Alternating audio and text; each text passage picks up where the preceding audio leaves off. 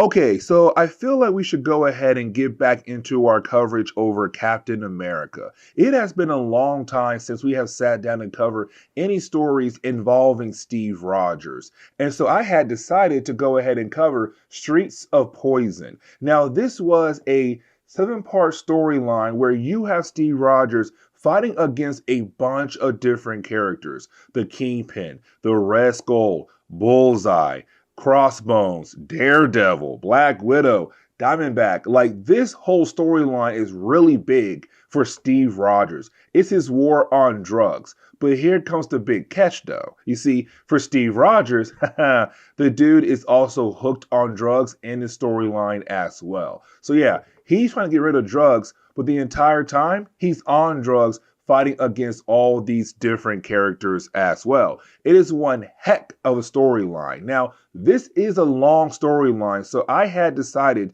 to go ahead and make 2 videos for this storyline. Don't worry, we should get both videos out in 1 week, or really 2 days most likely. But either way, here is Captain America: Streets of Poison. And so getting into today's storyline, we do pick up with Steve Rogers just riding his sky cycle. Now for Steve Rogers, while doing that, he does spot somebody on top of a rooftop. And that would be a character known as, well, good old Boomslag. Now, Boomslag is part of the Serpent Society. That is really more of a organization full of mercenaries. Now, each person who's part of that group, their name is based off a snake-themed name. So like Diamondback or Boomslag. Either way, for Steve Rogers, he realized that Boomslag is on top of a rooftop watching someone in their apartment. And that would be a character known as Diamondback.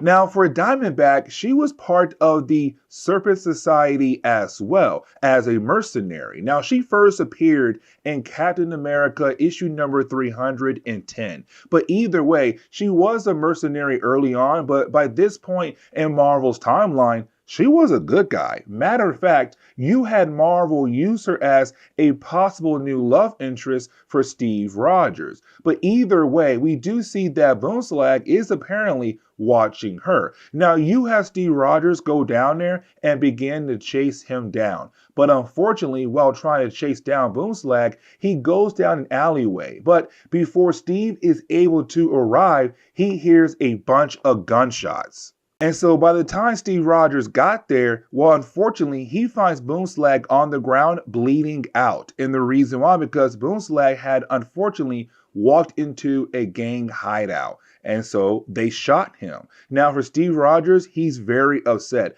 especially because these gang members, they're very young. But either way, you do have Steve Rogers beat down on these gang members and get Boomslag over to a nearby hospital. Now for Steve Rogers, he does tell us that Boomslag should most likely pull through, but while leaving the hospital, he realized that he may never figure out why in the world Boomslag was watching over Diamondback. Either way, you have Steve Rogers head back over to Avengers headquarters. Now when he does arrive, he is then confronted by a character known as Michael. Around his time in Marvel Comics, when it came to the Avengers, they had hired a bunch of people called the Avengers Support Crew. And really, it's just a bunch of people helping out the Avengers in different types of ways. But you have Michael say, hey Steve, can you do me a favor and check in on Fabian? Because Fabian has not slept in days and also acting a tad bit weird.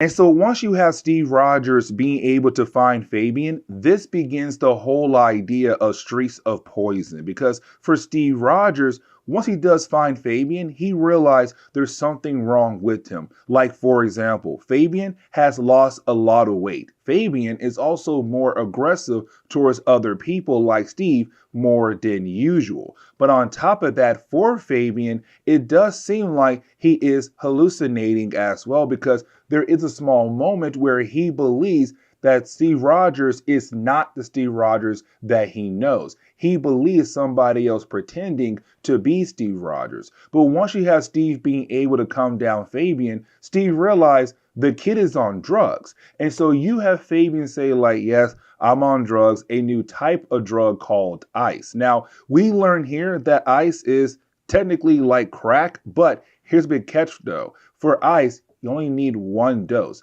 and that one dose lasts you the entire day. But apparently, it was supposed to help Fabian stay focused, which it did, but of course, there are a lot of side effects. But you then have Steve Rogers tell Fabian, like, dude, if you're going to work here, you have to realize that the Avengers and even the support crew, we're like role models for the public. And so we have to be better than that. And so it's Steve saying, like, listen, I'm going to put you in a program, a rehab program to help you out. Now, while you have the two characters walking away, you then have Fabian wondering, how can Steve Rogers say that he is a role model when technically his powers came from a drug? And so for Steve Rogers, he's kind of like, Fabian is right. I did technically take drugs to become the man I am today. That is a huge problem. But now we pick up with two characters known as Chucky and Lowlife. Now these two characters are trying to find their partner, and that would be Tone Deaf.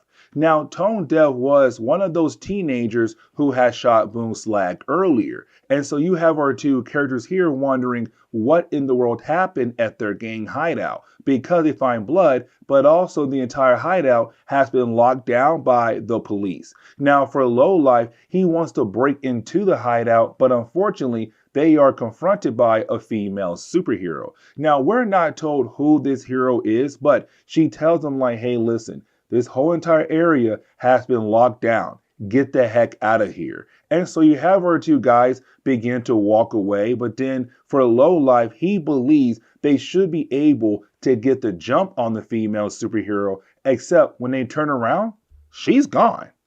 But now we have to transition back over to Steve Rogers. Now for Steve, we see him doing some research on ice. Like we do learn here that ice is kind of like speed, but more addictive than crack. You also have Steve being able to find all the different side effects as well. But for Steve, while doing his research, he begins to wonder like, you know what? What Fabian said earlier is, well, true. The whole idea of my powers came from drugs. And so now is Steve kind of wondering if the super soldier serum was the beginning of steroids coming into America. Now for Steve, he also believes that with him being a protector of America, he should be out there tackling the drug problem across the country.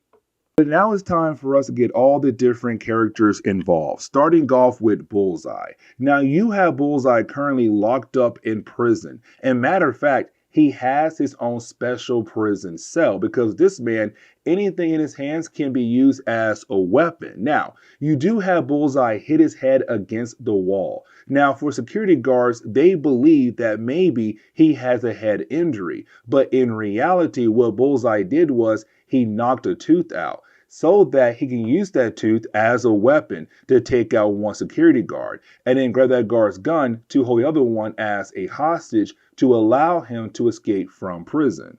But now we have to pick up with Steve Rogers' war on drugs. And so you have Steve pay a visit over to Fabian. And he's all like, hey, Fabian, where in the world did you get this drug from? Fabian says, I got it from a guy known as Kid Gloves. And so you have Steve wear a disguise as a way to get close to Kid Gloves. Now, once you have Steve being able to grab Kid Gloves believe that Steve is the Punisher. And so he begins to freak out because everyone knows if you're a bad guy and the Punisher finds you, then most likely you're gonna die. And so for Steve, this works perfectly. He's all like, yeah, I'm the Punisher, and you're going to tell me where you get your supplies from. right now at this exact moment. And so you have Kid Gloves tell Steve Rogers, like, hey, listen, I get my drugs from a guy known as Moose Meat. And so you have Steve go over to find Moose Meat and continues to pretend to be the Punisher, which of course does freak out Moose Meat as well. And so you have Moose Meat tell Steve, okay, listen, man, you can find the warehouse that has our drugs over at this location right here. And so you have Steve head over there. Now, once they do arrive, you have Kid Gloves and Moose Meat realize that Steve was never the Punisher. Instead, he was Captain America. Either way, he does go inside the warehouse. Unfortunately, you have Steve Rogers run into one of the gang members in the warehouse, and his name is Napalm. Now, there is a very good reason why he's named Napalm. And the reason why, because, well, he loves to blow things up. And just like that, the whole entire warehouse gets blown up. But as we get into the second chapter, we pick up with John Jameson. Now, John Jameson is the son to J. Jonah Jameson, but for John, he's also part of the Avengers support crew. And he was with Steve Rogers as they went over to the warehouse. Now, he didn't go inside, but right now he's seen the entire place got blown up. And so he calls in Peggy. And the reason why, because protocol says that if you are with an Avenger and they are in danger, you must call in another Avenger. And so you have Peggy call in Black Widow. Now for Peggy, she realized that there's somebody else that Steve might want to see who's not technically an Avenger, and that would be Diamondback. And so you have Peggy go ahead and call her as well. Now, this begins a love triangle between Steve Rogers, John Jameson, and also Diamondback. And you see what I mean as we go through the later chapters of this storyline. But once you have her arrive at the scene, she begins to freak out because you have John tell her, like, hey, listen, the firefighters are having a hard time getting inside the building. They have no idea if there are any survivors at all. Now, for John and also Diamondback, they're kind of believing that Steve could be dead, but then Steve arrives. Now, this begins the process of us seeing Steve on drugs. Because first, you have Steve being somewhat jealous that John is holding on to Diamondback, without knowing that she believed for a brief moment there that he was dead. Now, you also have Steve kiss her as well. Now, for Steve and Diamondback, they were not officially a couple just yet. Like right now, it was more of like he likes her and she likes him. But unfortunately, neither character was able to make that move until now. And so you have her being somewhat confused, but she also believes there could be something wrong with Steve. Now, you do have Steve explain how he survived the explosion. Apparently, once he saw that napalm was going to blow the place up, he began to run away. Unfortunately, he was still caught in the blast and was sent flying into another building. But for Steve, he believes that he is perfectly okay. And so he tells John and also Diamondback, let's go ahead and head back home because I need a shower badly. But now it's time for us to check in with good old Bullseye. And you have Bullseye go over to where Wilson Fisk works out of. Now, once Bullseye arrives, he tells the Kingpin, like, listen, I want to work for you once again. I was one of your best assassins. Heck, I was probably the best assassin you had. So why not go ahead and bring me back in? Now, we also get reminded that for the Kingpin, he also has Typhoid Mary. She does not play a role in this storyline, but she is very close to the Kingpin in a very romantic kind of way. But either way, it's the Kingpin saying, fine, Bullseye, I will bring you back in. But first, you need to get some dental work done and get cleaned up, and then I will give you an assignment to help me out. But let's check in on Steve Rogers. And the reason why, because you have Steve wanting to get back out there with his war against drugs. Now, for the rest of the people around him, they're telling Steve, like, okay, you want to get back out there, but we have no game plan. We have no idea where to go. But for Steve, it's more of like, don't worry about it. We'll make a plan as we get out there, but either way, let's go now and let's go find those bad guys. While that was happening, we then pick up with some random thug who's currently driving a garbage truck. And the reason why, because there are explosives on the garbage truck, and you had this guy drive the truck right into a crack house. And we're kind of wondering why in the world would he do that for? But now we have to jump over to the Kingpin. Now, when we do, this begins the whole process of a drug war popping off in New York because you have the Kingpin tell Bullseye, like, hey, listen, I just got word that one of my crack house just got blown up by a garbage truck. But also, there was another warehouse that did not belong to me, also got blown up as well. Inside that warehouse was drugs. And so he tells Bullseye, I want you to figure out who is trying to attack me, but at the same time, I want you to figure out who is trying to move drugs into my city without my permission.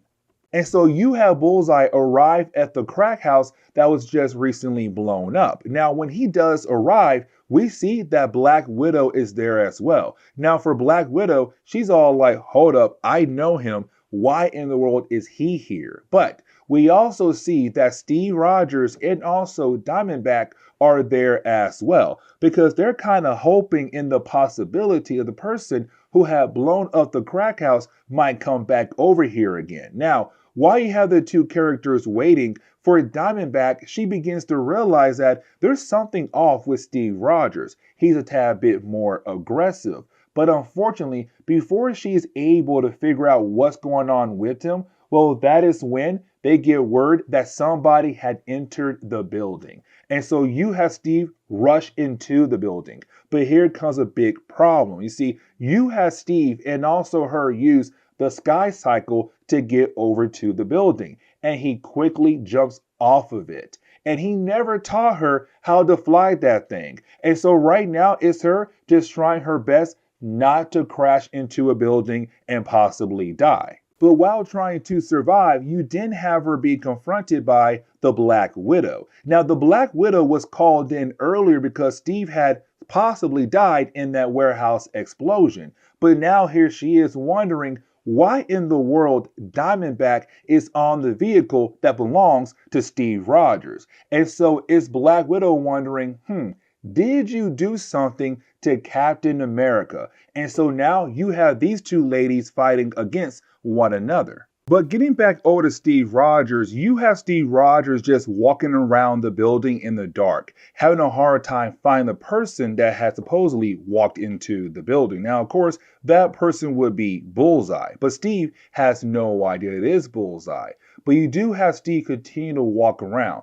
Bullseye sees Steve Rogers and realizes this is the perfect time to try to take out Steve. And so you have Bullseye being able to use a flashlight to try to blind Steve, but also throw a knife at Steve as well. And so you have Steve trying his best to use his shield to block the light, but at the same time, he has no idea a blade is heading towards him right at this exact moment.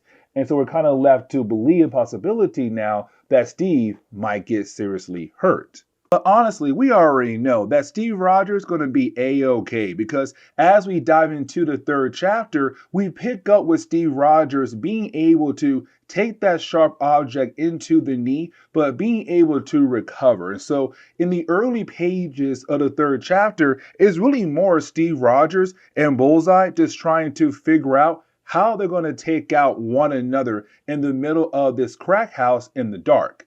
Now, we do quickly check in on Diamondback and also Black Widow. Their battle had ended up in Hudson River where they had crashed a skycraft into it. And so you have Diamondback being able to swim back to the surface, get on a skycraft, and leave before Black Widow is able to continue the battle. Now, for Black Widow, she has no idea that technically Diamondback is a good guy and, matter of fact, working very close with Captain America. But getting back over to the battle between Bullseye and Captain America, the battle does kind of end very quickly. And the reason why, because you have Diamondback being able to get back to where Steve Rogers was at. And so for Bullseye, he knows that there's no way that he'll be able to handle two heroes at once. Now, for me personally, I feel like he still should be able to at least take out Diamondback. But either way, you have Bullseye being able to escape. Now,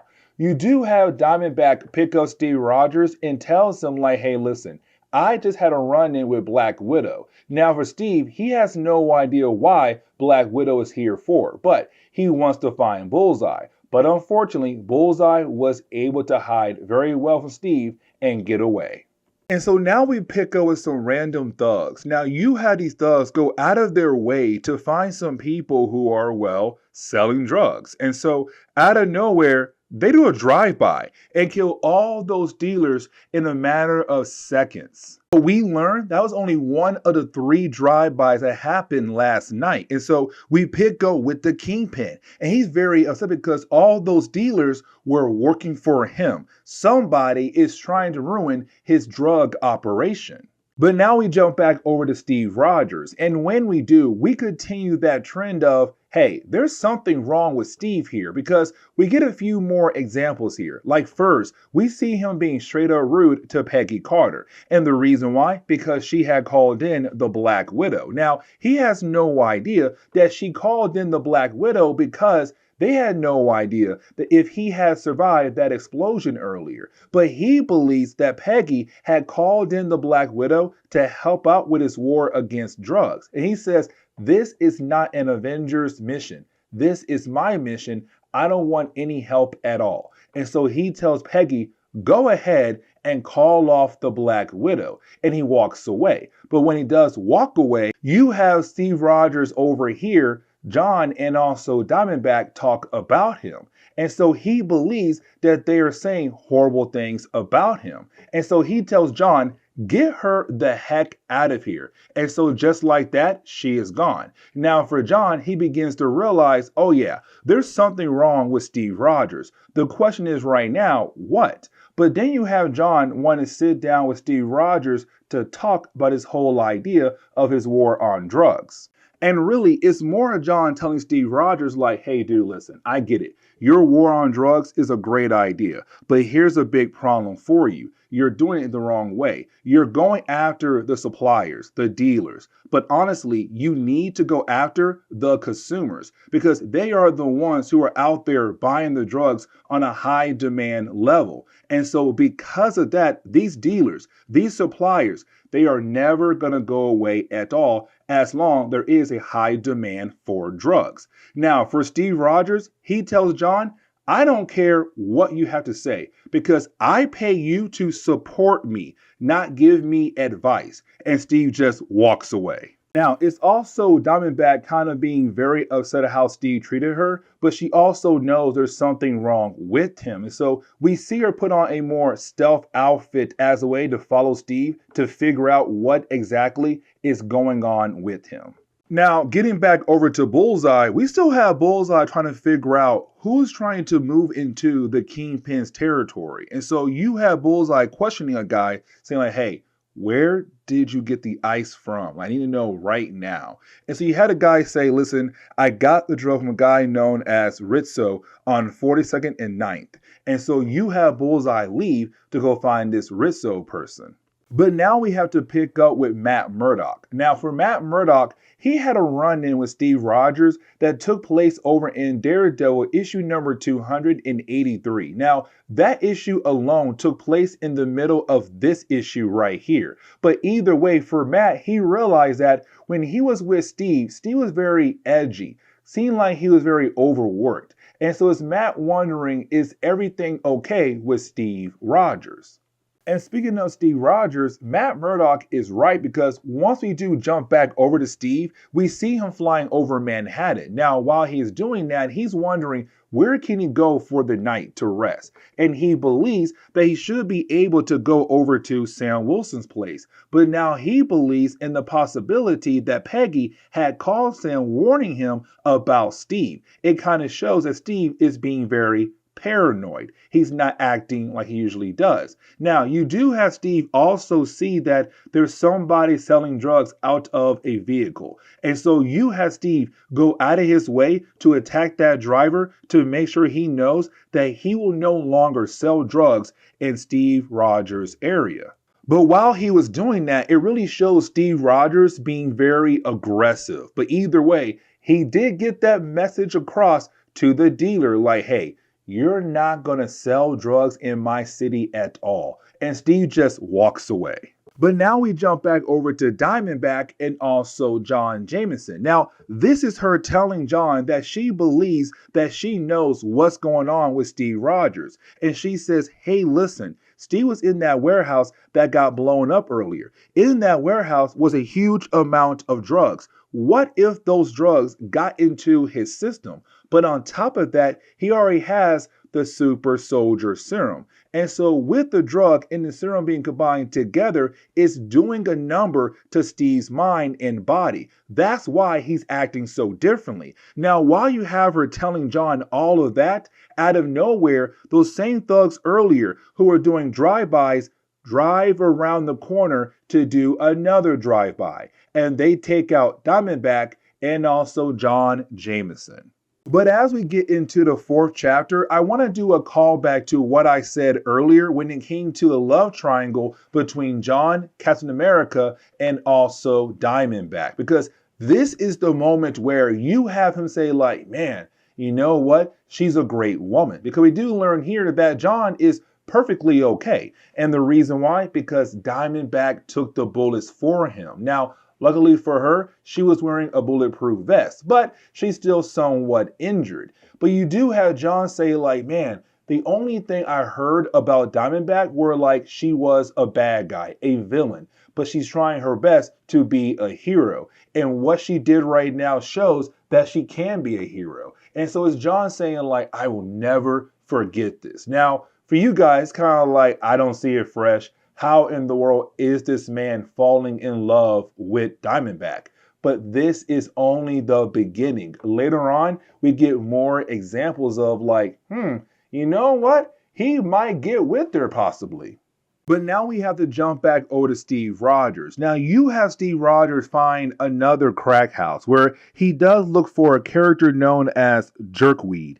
And honestly, that's a horrible name for a person. But either way, you do have Steve find Jerkweed where he's able to intimidate the guy to tell him, who is your boss? Because I want to find him and, of course, stop him. And so you have Jerkweed tell Steve, okay, listen, I'll tell you who it is. Honestly, it is Mr. Fisk. So now Steve knows to go after the Kingpin. But now we have to check in on Bullseye. And when we do, we see that Bullseye is currently undercover. Like he's pretending to be a homeless person, hoping to get close enough to somebody who's working for the other organization that's trying to move in on the Kingpin's territory. And honestly, he's in luck because those thugs earlier that were doing drive-bys, they stopped right near Bullseye. And so you have Bullseye being able to take out most of the thugs but leave one standing up, and that will be Chucky from earlier. Now, apparently Chucky is one of the managers in his whole entire operation. And so you have Bullseye say, hey, listen, I heard that you are a manager. And honestly, I don't care for you. I want to know who pays you to be the manager. So I got this gun right now pointing to your head, and I'm telling you right now, you better give me all the information I want to hear. And so now you have Steve Rogers go pay a visit over to the Kingpin. Now, when he does, it's Steve saying like, dude, I know that what's happening right now in the city is because of you. Because right now somebody is trying to attack your whole entire drug operation, which is leading into a all-out drug war in Manhattan. And so I want to know if you know who's trying to move in on your territory. Now, for the Kingpin, he's playing it safe here, pretending that he has no idea what's happening in the city. He's pretending that he's not involved with all the drugs being sold right now in Manhattan. But he's also telling Steve the honest truth here by saying, dude, I have no idea who's trying to move in on the city. If I did know, I would tell you. Now, at the same time, if you were able to stop this person from moving in on, you say, my territory, to tell you right now, I will be in your debt. And so for Steve, he leaves, but unfortunately, he has no idea who's trying to move in on the Kingpin's territory. Right after Steve leaves, he's then confronted by Daredevil, who wants to check in on Steve.